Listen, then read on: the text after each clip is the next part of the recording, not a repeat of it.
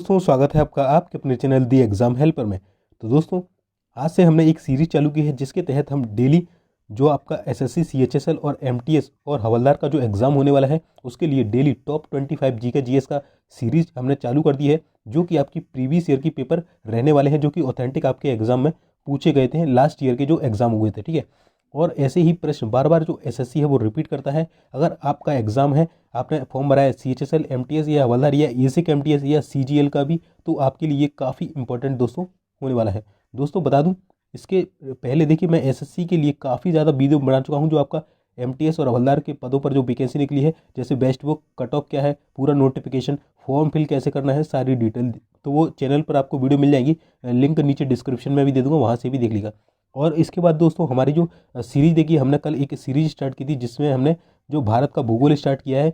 500 question हम भारत के भूगोल के देखने वाले हैं। पहला पार्ट हो गया था हमारा कल, दूसरा पार्ट आपको कल मिल जाएगा। इसके बाद देखिए ज्योग्राफी देखेंगे, polity, history, economy, science, static, GK भी देखेंगे। 3 मंथ तक हम आपका बिल्कुल साथ देने वाले हैं, जब तक आपका एमटीएस हवलदार का पेपर नहीं हो जाता। साथ ही साथ daily previous year top 25 question में आपको करवा ही रहा हूँ। ठीक है, और दोस्तों इसका पीडीएफ मैं आपको हमारे Telegram channel the exam helper पर दे दूंगा, तो इसका जो है लिंक आपको वीडियो के नीचे डिस्क्रिप्शन में मिल जाएगा, तो वहाँ से जाके आप देख सकते हैं। अगर कोई डाउट है तो हमें इंस्टा पर जुड़कर पूछ सकते हैं। तो चलिए दोस्तों बिना देरी के अब स्टार्ट कर लेते हैं। दोस्तों सबसे पहले हम क्वेश्चन देख लेते हैं। देखिए दोस्तों, ये भले ही आपको 25 क्वेश्चन दिख रहे होंगे, बट हम प्रत्येक क्वेश्चन से जुड़ी कुछ एक्स्ट्रा इन्फॉर्मेशन भी लेंगे, तो ये 25 क्वेश्चन ना होकर लगभग आपके 75 से 100 क्वेश्चन ये होने वाले हैं। ठीक है, तो मात्र हम 10 से 12 मिनट में जो है आपको लगभग 100 क्वेश्चन आपको यहाँ पर कराने वाले हैं। तो काफ़ी ज़्यादा मतलब फ्रूटफुल ये होने वाला है, क्योंकि यहाँ पर आपको भी मालूम है समय बहुत ज़्यादा कीमती है। तो चलिए हम स्टार्ट कर लेते हैं। तो देखिए पहला क्वेश्चन है, देखिए ये जब 2019 में पूछा गया था। साथ ही साथ दोस्तों मैं जब आपको क्वेश्चन करा रहा हूँ उसमें ये भी बताते जाऊँगा कि आपको किस किस टॉपिक से क्वेश्चन पूछे गए थे। ठीक है, और क्या क्या आपको पढ़ के जाना है। ठीक है, तो इंपॉर्टेंट टॉपिक भी मैं बताऊँगा, तो वो आप नोट कर लीजिएगा। चलिए, तो पहला क्वेश्चन आपका पूछा गया था कि मार्च 2022 तक की स्थिति के अनुसार भारत के रक्षा मंत्री कौन है। ये उस समय 2019 का पेपर था, तो इस जगह 2019 था। तो 2019 के अनुसार भारत के रक्षा मंत्री भी राजनाथ सिंह थे, और वर्तमान में भी यही है। ठीक है, चलिए, और बता दूं दोस्तों, गृह मंत्री अगर आपसे पूछ ले तो वो है आपके अमित शाह। ठीक है, अमित शाह। और वहीं पूछ ले वित्त मंत्री कौन है, तो वित्त मंत्री है आपकी निर्मला सीतारमण। ठीक है, तो एक्स्ट्रा फैक्ट मैंने बता दिया। अगला है, भाविशा सिंह निम्नलिखित में से किस खेल से संबंधित है। तो दोस्तों ये उस समय पूछा गया था, भाविशा सिंह निम्नलिखित में से किस खेल से संबंधित है, तो ये कराटे से हो जाएंगी। वर्तमान में जो चर्चा में है वो है आपके नीरज चोपड़ा। तो आपसे पूछा जाएगा बताइए नीरज चोपड़ा किस खेल से संबंधित है, तो सबको मालूम है ये भाला फेंक से संबंधित है दोस्तों। बट आपसे पूछा जाएगा कि जो इन्होंने गोल्ड टोक्यो ओलंपिक जो हुए थे 2020 वाले, उसमें गोल्ड जीता था, तो ये किस श्रेणी में जीता था, तो ये जीता था ट्रैक एंड फील्ड में। ठीक है, तो ये श्रेणी याद रखना, ट्रैक एंड फील्ड में। और इनका जो रिकॉर्ड है वो है 87.58 मीटर। ठीक है, 87.58 मीटर। साथ ही साथ इनको हाल ही में जो मेजर ध्यानचंद अवार्ड है वो भी मिला हुआ है। ठीक है, चलिए अगला है, देखिए तो ये हो गया आपका स्पोर्ट्स से, ये हो गया आपका अपॉइंटमेंट से। ठीक है, तो आप ये टॉपिक नोट कर लीजिएगा, अपॉइंटमेंट वाले से आता ही आता है, स्पोर्ट्स से आता ही आता है। अगला है, किस देश को विंड ऑफ कंट्री यानी कि कंट्री ऑफ विंड के नाम से जाना था, यानी कि पवनों का देश किस देश को कहा जाता है, तो ये कहा जाता है डेनमार्क को। एक आपसे पूछा जाता है कोई भी जो देश है उसका उपनाम क्या है। ठीक है, तो यहाँ से भी इस टॉपिक को भी नोट कर लेना। अगर एक्स्ट्रा फैक्ट की बात करें दोस्तों, तो जैसे आपसे पूछ ले कि उगते हुए सूर्य का देश कौन सा है, उगते हुए सूर्य का देश, तो वो हो जाएगा आपका जापान। ठीक है, जापान। चलिए अगला है, पौधों को मिट्टी द्वारा कौन सा सूक्ष्म पोषक तत्व प्राप्त होता है। जो पौधे हैं ये मिट्टी के द्वारा कौन सा सूक्ष्म पोषक तत्व ग्रहण करते हैं, तो ये करते हैं जिंक।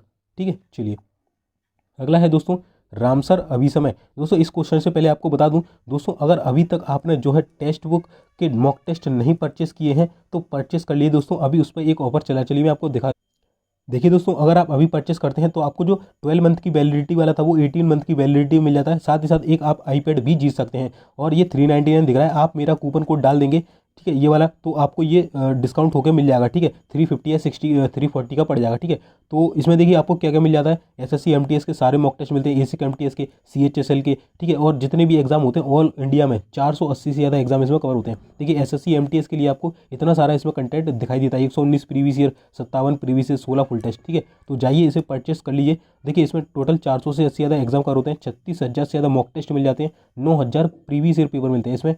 मंथली, ईयरली और लाइफ टाइम पास मिलता है। आप ईयरली वाला ले लीजिएगा, क्योंकि इसमें अभी ऑफर चल रहा है 18 मंथ वाला, ठीक है, 12 मंथ का 18 मंथ में। और देखिए इसमें कितने सारे एग्जाम कवर होते हैं, SSC, railway, bank, police, defence, इतने सारे कवर होते हैं, ठीक है। तो जाइए परचेस कर लीजिए, अभी इसमें ऑफर चल रहा है, ठीक है। इसका जो लिंक है दोस्तों मैं वीडियो के नीचे डिस्क्रिप्शन में दे दूंगा, और जो कूपन कोड है उसका आप स्क्रीनशॉट लेके वहाँ से अप्लाई कर दीजिएगा। नेक्स्ट प्रश्न है दोस्तों हमारा कि रामसर अभिसमय एक अंतर सरकारी संधि है जिसमें डैश के लिए फ्रेमवर्क प्रदान किया गया था। दोस्तों काफ़ी इंपॉर्टेंट प्रश्न है, इस क्वेश्चन को आईएएस लेवल तक में ये क्वेश्चन बार बार रिपीट होता है और हर साल रिपीट होता है। तो रामसर जो अभिसमय यानी कि रामसर कन्वेंशन जो है एक अंतर सरकारी संधि है जिसे डैश के लिए फ्रेमवर्क प्रदान किया गया था। तो आर्द्र भूमि के लिए, आर्द्र भूमि को हम बोलते हैं वेटलैंड्स, क्या बोलते हैं, वेटलैंड्स। तो जो रामसर कन्वेंशन है दोस्तों आपका ये हुआ था 1971 में, आपसे डेट पूछी जाती है 1971 में हुआ था।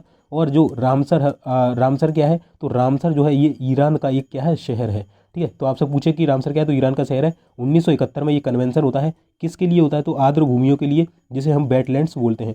आपसे एक क्वेश्चन और पूछा जाता है दोस्तों कि जो आपका वर्ल्ड वेटलैंड्स डे या विश्व आर्द्र भूमि दिवस जो है, विश्व आर्द्र भूमि दिवस, ठीक है, विश्व आर्द्र भूमि डे, तो ये कब मनाया जाता है, तो ये मनाया जाता है 2 फरवरी को, ठीक है, 2 फरवरी को प्रत्येक वर्ष ये मनाया जाता है। साथ ही साथ चलिए मैं आपको दिखाता हूँ कि आर्द्र भूमि होती क्या है और दिखती कैसी है।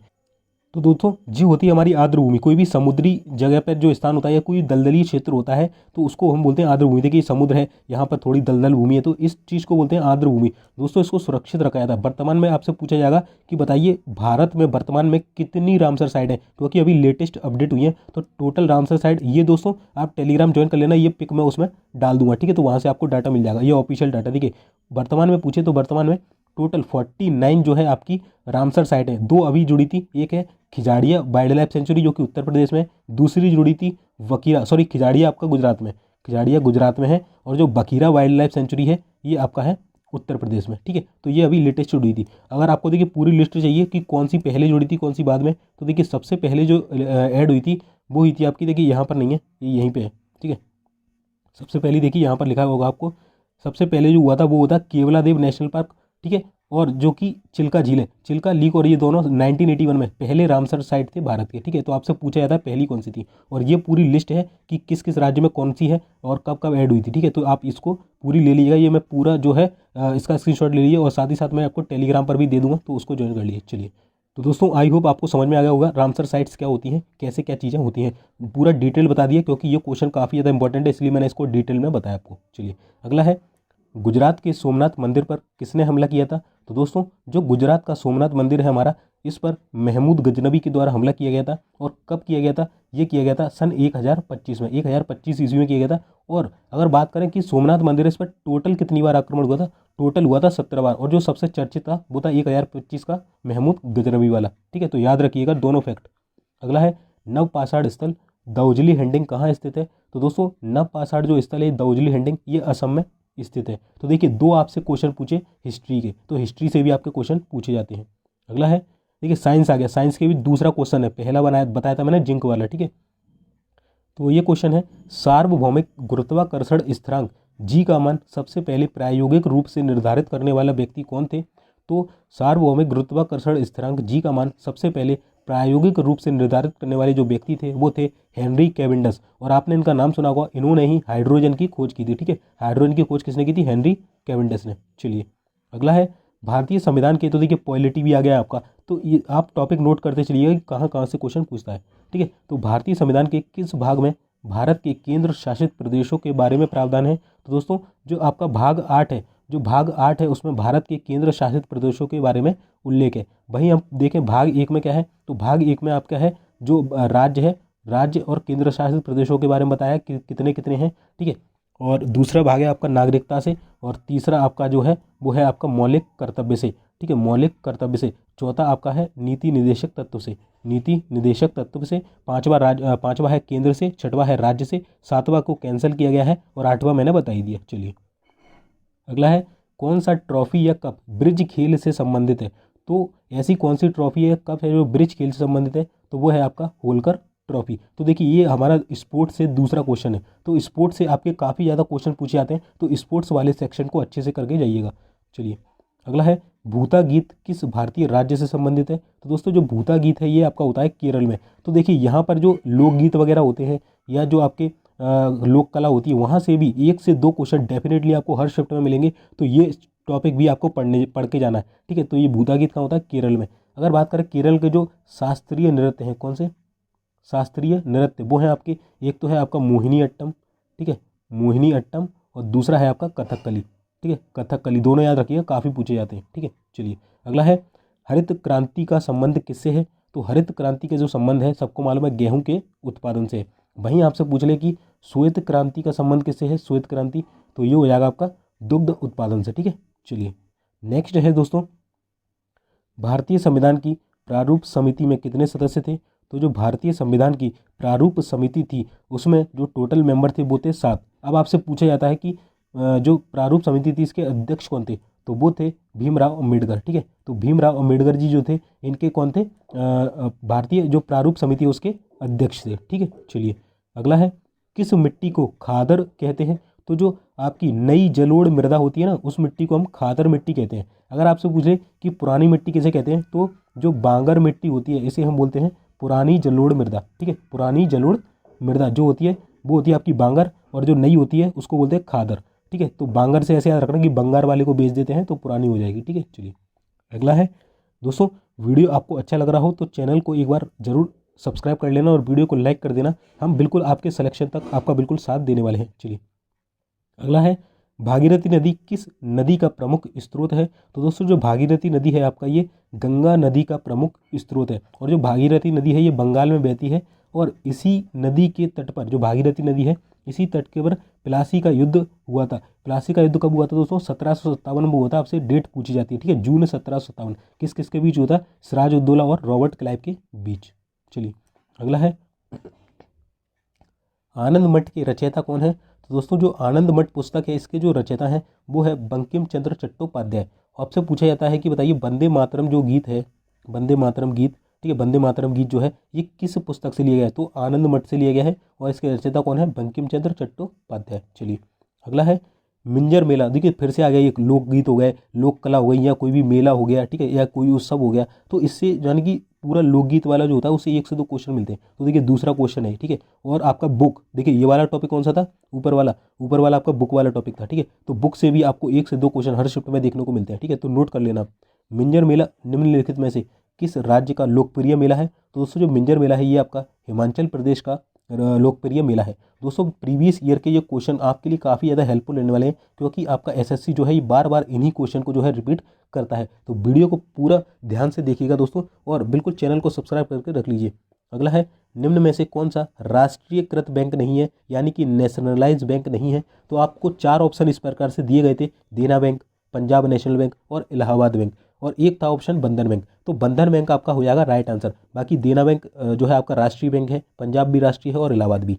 अब आपसे क्वेश्चन पूछा जाता है कि बताइए जो भारत के बैंक है उनका राष्ट्रीयकरण कब किया गया था? तो इनका जो राष्ट्रीयकरण है ये 1969 में किया गया था। चलिए अगला है, निम्नलिखित में से हरियाणा की पारंपरिक नाट्यशाला का एक रूप कौन सा है?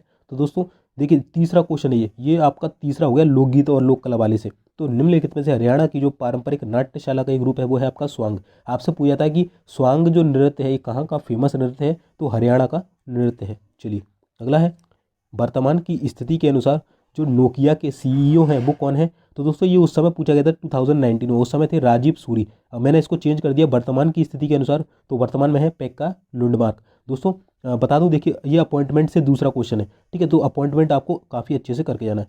ये करंट से होगा, 3-4 क्वेश्चन तो करंट से ही पूछ लिए। अगला है एमओयू का, अब फुल फॉर्म वाले से भी पूछा जाता है, ठीक है। तो फुल फॉर्म भी आपको करके जानी है जो लेटेस्ट करंट में रहती है, ठीक है।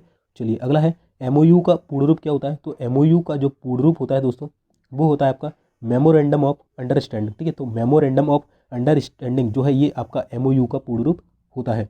चलिए अगला है, गढ़ कटंगा। देखिए हिस्ट्री से तीसरा क्वेश्चन है, तो टोटल हिस्ट्री से 3 क्वेश्चन हो गए। तो गढ़ कटंगा जो है निम्न में से किस जनजाति का साम्राज्य था? तो दोस्तों गढ़ कटंगा है ये आपका गोंड जनजाति का साम्राज्य था, ठीक है। चलिए, और गोंड जो है ये भारत की सबसे बड़ी जो जनजाति है, ठीक है। अगला है, केंद्रीय ग्रामीण स्वच्छता कार्यक्रम कब शुरू किया गया था? तो देखिए ये वाला जो क्वेश्चन है ये योजना से रिलेटेड है, तो आपको जितनी भी जो सरकार की योजना है वो सारी ही पढ़ के जाना है, जो करंट में है वो, और जो फेमस योजना है वो भी आपको पढ़ के जाना है, ठीक है। चलिए अगला है, केंद्रीय ग्रामीण स्वच्छता कार्यक्रम कब शुरू किया गया था? तो 1986 में किया गया था। चलिए अगला है, किस देश ने 19वीं शताब्दी से सार्वभौमिक मताधिकार दिया था? तो दोस्तों 19वीं शताब्दी से जो सार्वभौमिक मताधिकार दिया था ये दिया था न्यूजीलैंड ने। न्यूजीलैंड की बात करें, इसकी जो कैपिटल है वो है आपकी वेलिंगटन। क्या है? वेलिंगटन। ठीक है, याद रखना। चलिए अगला क्वेश्चन है दोस्तों, उड़ीसा में सबसे बड़ी अप्रवाही यानी कि जो पानी उसका रुका हुआ है, अब नहीं प्रवाह नहीं हो रहा है, तो उड़ीसा में सबसे बड़ी अप्रवाही पानी की झील कौन सी है? तो वो है आपकी चिल्का लेक। और चिल्का जो लेक है ये भारत की सबसे बड़ी खारे पानी की लेक है। कैसी लेक है? खारे पानी की। कहाँ स्थित है आपसे पूछा जाएगा? उड़ीसा में स्थित है। और मैंने आपको अभी रामसर साइट जब पढ़ाए थे तो बताया था कि इसे सन 1981 में भारत की पहली, ठीक है, भारत की पहली रामसर साइट बनाया गया था। ठीक है, भारत की पहली रामसर साइट। ठीक है, तो आपको याद रखना है। तो दोस्तों आई होप सेशन आपको अच्छा लगा होगा। दोस्तों सेशन आपको अच्छा लगा है तो वीडियो को एक बार लाइक कर देना, चैनल को सब्सक्राइब करके बेल पे बटन पर ऑल पे क्लिक कर देना, इसी तरह की और अपडेट जिससे हमारी आपको मिलती रहे। तो दोस्तों चलिए नेक्स्ट सेशन में मिलते हैं कल। तो तब तक के लिए जय हिंद, जय भारत।